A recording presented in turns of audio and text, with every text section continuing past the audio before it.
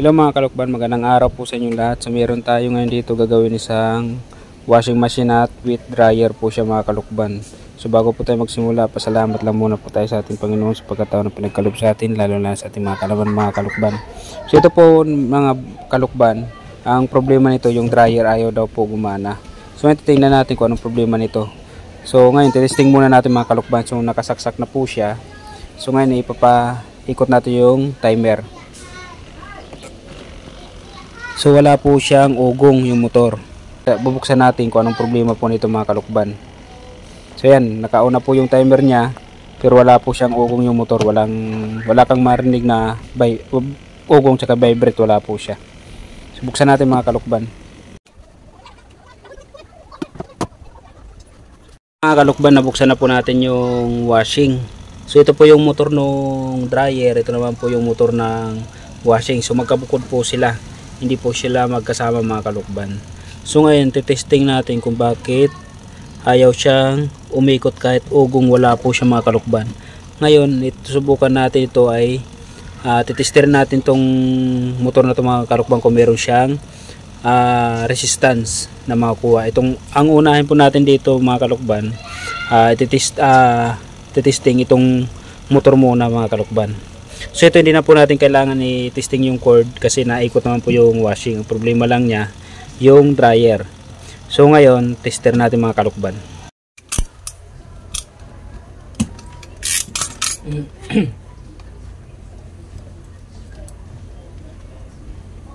So ilang mga kalukban. So ito po yung ano po niya, ito po yung common niya mga kalukban, itong black. Ayan. Tapos ito naman sa capacitor po to, itong dalawang wire na to. Itong purple tsaka itong gray. So sa capacitor po yan. Ngayon tester natin to kung meron siyang resistance. So yung ating test prod ilalagay natin sa common. Tapos yung isang test prod ititester natin dito sa papuntang capacitor.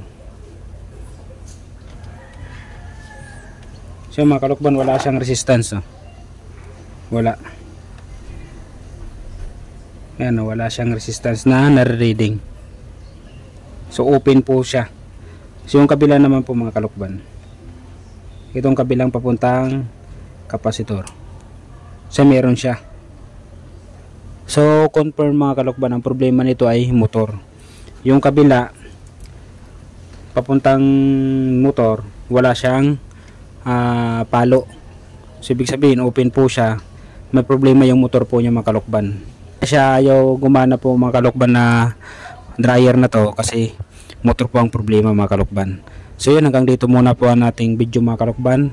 Po kayo mag kuting-ting kung ano-ano, ititester muna natin kung may problema yung motor kasi kalimitan sa ganitong double tab, kalimitan motor ang problema. So yan, i-ano natin sa customer kung papalitan yung motor nitong dryer na to. So sa ngayon po mga kalukban, hanggang dito muna ating video mga kalukban. So na-confirm natin na ang may problema yung motor. So dahil ito ay common, itong isa walang palo, ito isa meron. Ayan, dapat may resistance po dyan na reading mga kalukban sa wire niyang papuntang motor. So dito muna ating video mga kalukban. Maraming salamat po.